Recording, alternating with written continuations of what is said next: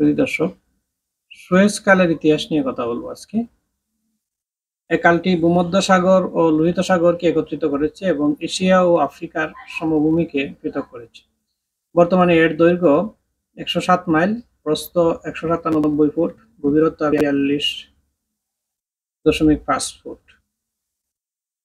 1869 সালে 16 নভেম্বর বর্তমান খালটি চালু করা হয়। সুয়েজ কাল খননের ইতিহাস 4000 বছরের প্রাচীন।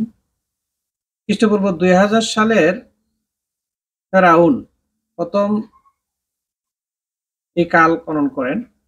টলেমির যুগ এবং রোমান যুগ পর্যন্ত এই কালটি চালু ছিল। ইসলামের দ্বিতীয় খলিফা হযরত উমরের আমলে মিশরে বিজেতা আমর ইবনুল আস এ খালের সংস্কার করেন। তবে হযরত উমর রাদিয়াল্লাহু তাআলা আনহু পরবর্তীতে আমর ইবনুল আসকে এ খালে পুনঃসংস্কারে নিরুৎসাহিত করেন, কারণ তার আশঙ্কা ছিল এই কালের পথে ইউরোপীয় জলদস্যুরা আরব ভূমিতে এসে বিশৃঙ্খলা সৃষ্টি করতে পারে। 8ম শতাব্দীতে আব্বাসীয় খলিফা আল মনসুর সামরিক কারণে এই কালটি বন্ধ করে দেন। 1798 সালে ফরাসি সম্রাট নেপোলিয়ান বোনাপার্ট মিশর দখল করেন। যদিও ফ্রান্স বেশি দিন মিশর দখলে রাখতে সক্ষম হয়নি, তবুও মিশরের সাথে পরবর্তীতে ফ্রান্সের ঘনিষ্ঠ যোগাযোগ স্থাপিত হয়। এ সূত্রে ফরাসি কোম্পানি সুয়েজ খাল খনন কার্যক্রম শুরু করার পরিকল্পনা করে, কিন্তু নিরাপত্তার কারণে মিশর শাসক মোহাম্মদ আলী পাশা এবং পরবর্তীতে খেদিত আব্বাস এর বিরোধিতা করায় উক্ত কোম্পানির প্রয়াস ব্যর্থ হয়। কিছুদিনের মধ্যেই খেদিব আব্বাস দেশি বিদেশি চক্রান্তে নিহত হন। তার স্থলে ক্ষমতাসীন হন খেদিব সাইদ পাশা। তৎকালীন ফরাসি সম্রাজ্ঞীর ভাই ছিলেন খেদিব সাইদ পাশার অন্তরঙ্গ বন্ধু। তিনি সুয়েজ কাল খননের সাইদ পাশাকে রাজি করার জন্য বলেছিলেন, "your name will be on when the name of king who built pyramid are forgotten", অর্থাৎ যখন মানুষ পিরামিড নির্মাতা মিশরের রাজাদের কথা ভুলে যাবে, তখনও লোকেরা সুয়েজ খাল খননের জন্য তোমাকে স্মরণ করবে। সূত্ররা রিফাত বে দা এটা ইজিপ্টের সম্পর্কে আছে। পাঠকবৃন্দ, পরবর্তী আলোচনায় আপনারা দেখতে পাবেন সাম্রাজ্যবাদী ফরাসি নাগরিক লেসেপসের সহিত সাইদ পাশার বন্ধুত্বের ঋণ মিশরবাসীর অনেক রক্তের বিনিময়ে এখনো শোধ করতে পারেনি। সাইদ পাশা খাল খননে রাজি হওয়ার পর ফরাসি সংস্থা খাল খননের দায়িত্ব গ্রহণ করে এবং কিছু শর্ত মোতাবেক উভয় পক্ষের মধ্যে চুক্তি স্বাক্ষরিত হয়। শর্তগুলি ছিল: সুয়েজ খাল 99 বছর পর্যন্ত ফরাসি কোম্পানির অধিকারে থাকবে, এর 60% শেয়ারের মালিক হবে ফ্রান্স, 40% মালিক হবে মিশর। 2 নম্বর ছিল মিশরকে 1,76,602টি শেয়ার ক্রয় করতে হবে, যা ইংল্যান্ড, অস্ট্রিয়া ও আমেরিকার নিকট হস্তান্তরযোগ্য নয়। খনন কাজে প্রয়োজনীয় শ্রমশক্তির 4/5 সরবরাহ করবে মিশর এবং এর নিরাপত্তার জন্য খাল এলাকায় 20,000 মিশরীয় সৈন্য মোতায়েন রাখতে হবে। বিশুদ্ধ পানি সরবরাহের জন্য মিশরের খরচে নীল নদ থেকে সুয়েজ এলাকা পর্যন্ত খাল খনন করতে হবে। 5 নম্বর ছিল খাল খননের উদ্বোধনী অনুষ্ঠানের খরচ স্বাগতিক দেশ হিসেবে মিশরকে বহন করতে হবে। 6 নম্বর ছিল নিট লভ্যাংশের 15% পাবে মিশর। সাম্রাজ্যবাদী শক্তির সাথে বন্ধুত্ব ও সহযোগিতা চুক্তির পরিণতি তৃতীয় বিশ্বের রাষ্ট্রনায়ক ও আমলাগণ সাদা চামড়া লোকদের প্রশংসা পেতে সর্বদা চাতক পাখির ন্যায় হা করে থাকে, কিন্তু সাম্রাজ্যবাদীরা যে কখনো বিদেশি দেশপ্রেমিকদের প্রশংসা করতে জানে না, এই কথাটা আমরা বলে যাই। আমাদের দেশের হীনমন্য রাজনৈতিক আমলা ও বুদ্ধিজীবীর ক্ষেত্রেও দেখা যায়, প্রেসিডেন্ট বুশ তৎকালীন সরকারের কার্যক্রমে প্রশংসা করেছেন, অমুক আমলা বা বুদ্ধিজীবীকে পুরস্কৃত করেছেন। একথা টেলিভিশনের পর্দায় বারবার দেখানো হইত। সাম্রাজ্যবাদীরা এ সকল হীনমন্য লোকদেরকে সহজে ফাঁদে ফেলে। ফরাসি নাগরিক লেসপস এর প্রশংসাসূচক কথায় বিগলিত হয়ে সাইদ পাশা কিরূপে খাল কেটে কুমির এনে মিশরবাসীকে উক্ত কুমিরের খাদে পরিণত করেছিল, তার ইতিহাসটা ছিল এরকম যে উক্ত খাল খননে 12,000 মিশরী নিহত হয়। এতে গণ অসন্তোষ দেখা দিলে মিশর সরকার শ্রমিক সরবরাহ হ্রাস করে। তখন ফরাসি সরকার মিশরকে চুক্তির শর্ত লঙ্ঘনের দায়ে দোষী সাব্যস্ত করে এবং 4 কোটি প্রতিফলন দিতে বাধ্য করে। 2 হলো খাল খনন বাবদ মিশর সরকার 1,80,00,000 পাউন্ড ব্যয় করে এবং জাঁকজমকপূর্ণ উদ্বোধনী অনুষ্ঠান ও মেহমানদারিতে ব্যয় হয় আরো 10 লক্ষাধিক পাউন্ড। এ সকল ব্যয় নির্বাহ করতে গিয়ে মিশর সাম্রাজ্যবাদীদের ঋণের জালে জড়িয়ে পড়ে। চক্রবৃদ্ধি হারে ঋণের পরিমাণ বেড়ে 1875 সাল নাগাদের পরিমাণ 9 কোটি 10 লাখ পাউন্ডে উন্নীত হয়। এবার শুরু হয় ঋণ পরিশোধের অব্যাহত চাপ। ঋণদাতাদের চাপে মিশর সরকার স্বীয় সকল শেয়ার মাত্র 40 লাখ পাউন্ডের বিনিময়ে ইহুদি শিল্পপতি রথচাইল্ডের নিকট বিক্রয় করতে বাধ্য হয়। 1879 সাল নাগাদ মিশর তার প্রাপ্য লভ্যাংশের 15% ভাগ ত্যাগ করতে বাধ্য হয়। সুতরাং আমরা দেখতে পাচ্ছি নীল নদ থেকে সুয়েজ খাল পর্যন্ত দীর্ঘ খাল খনন, 4 কোটি ফ্রাক ক্ষতিপূরণ, 9 কোটি 10 লাখ পাউন্ড ঋণ পরিশোধ, দীর্ঘ 10 বছর 20,000 সৈন্যের পাহারা, 12,000 মিশরীয় মৃত্যুর বিনিময় স্বরূপ মিশরের নিকট প্রাপ্য দাঁড়ালো সকল অধিকার পরিত্যাগ করে 40 লাখ পাউন্ড অর্জন। তো সাম্রাজ্যবাদী চুক্তির ফাঁদে পা দিলে এমনই হয়। কিন্তু দর্শকবৃন্দ এখানেই শেষ নয়। 4 নম্বর ছিল ব্রিটেনের প্রতিপক্ষ ফ্রান্সের সাথে সুয়েজ খাল খনন চুক্তি করায় ব্রিটেন মিশর সরকারের বিরুদ্ধে ক্ষিপ্ত হয়ে 1882 সালে তেল এল কবিরের যুদ্ধ শুরু করে এবং মিশরে স্থায়ীভাবে সেনা শিবির গড়ে তোলে।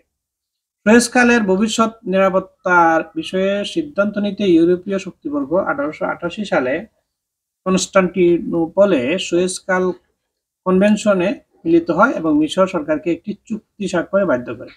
উক্ত চুক্তির বিষময় ফলাফল ছিল মিশর 1904 সাল পর্যন্ত ব্রিটেনের আশ্রিত রাজ্য হিসেবে থাকতে বাধ্য হওয়া।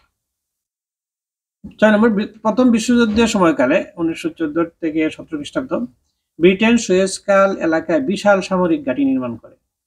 1922 খ্রিস্টাব্দে ব্রিটেন সুয়েজ খালকে ব্রিটেনের নিজস্ব সম্পদ হিসেবে ঘোষণা করে। মিশরীয়দের প্রবল আন্দোলন সংগ্রামেও ব্রিটেন সুয়েজ খাল এলাকা ত্যাগ করতে রাজি হয়নি।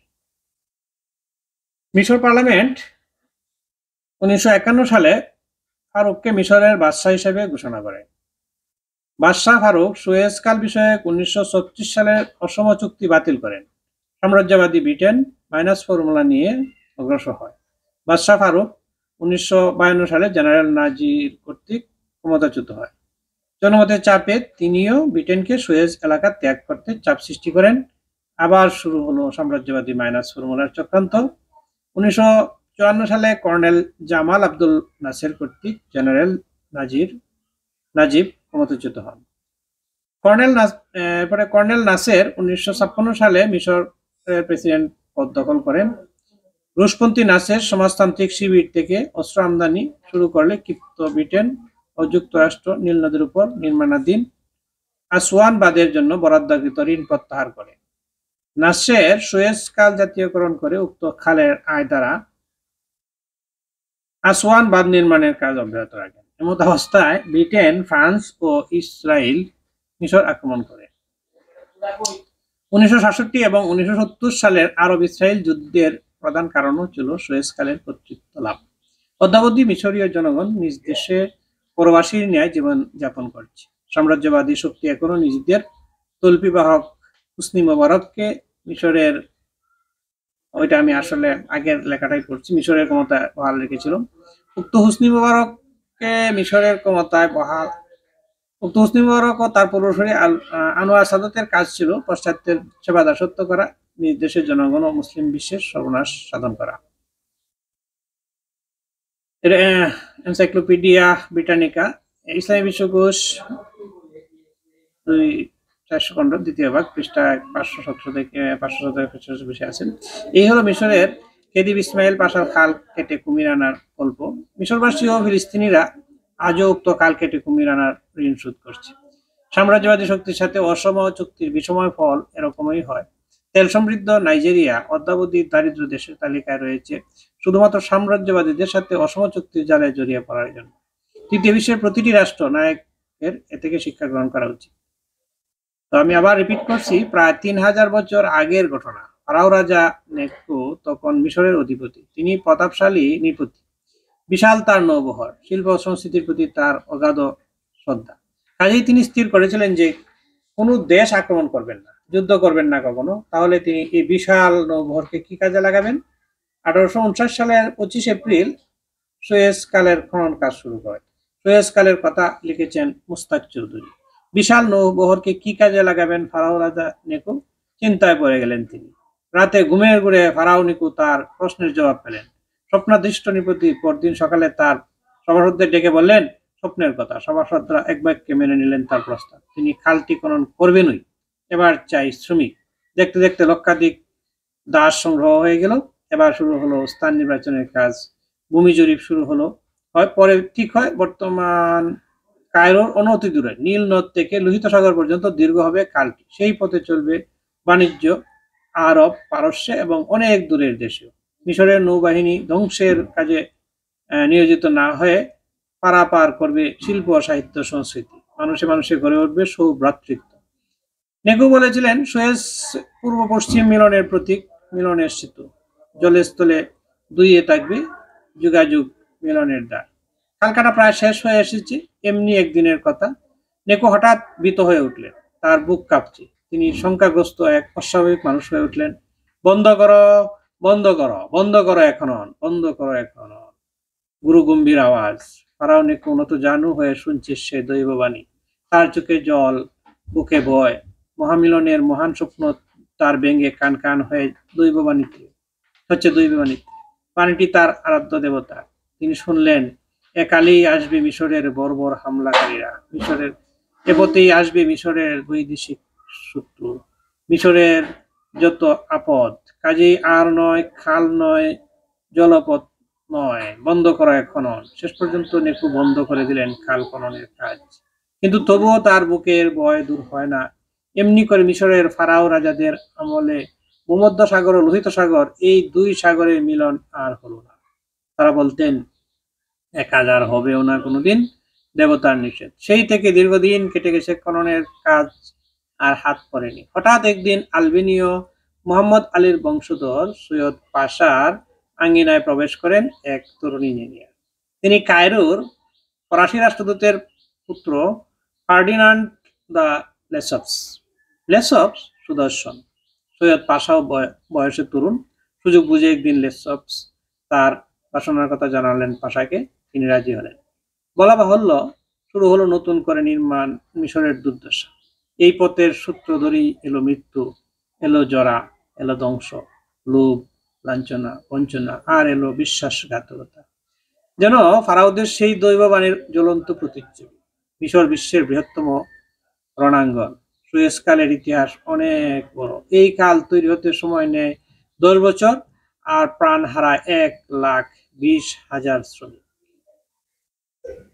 বর্তমান ইতিহাস। সুয়েজ কাল একটি কৃত্রিম সামুদ্রিক খাল। মিশরের সিনাই উপদ্বীপের পশ্চিমে এর অবস্থান। কৃত্রিম সামুদ্রিক খালটি ভূমধ্যসাগরকে যুক্ত করেছে লোহিত সাগরের সঙ্গে। সুয়েজ কালের নির্মাণ কাজ শুরু হয় 1859 সালের 25 এপ্রিল। 1869 সালের নভেম্বরে এসে এর নির্মাণ কাজ শেষ হয়। প্রথম অবস্থায় এটি 164 কিলোমিটার দীর্ঘ এবং 8 মিটার গভীর ছিল। পরে বিভিন্ন সময়ে কয়েক দফায় খনন কাজ চালিয়ে এর পরিধি বৃদ্ধি করা হয়। বর্তমানে এর দৈর্ঘ্য 193 কিলোমিটারের কিছু বেশি, প্রস্থ 205 মিটার এবং গভীরতা 24 মিটার।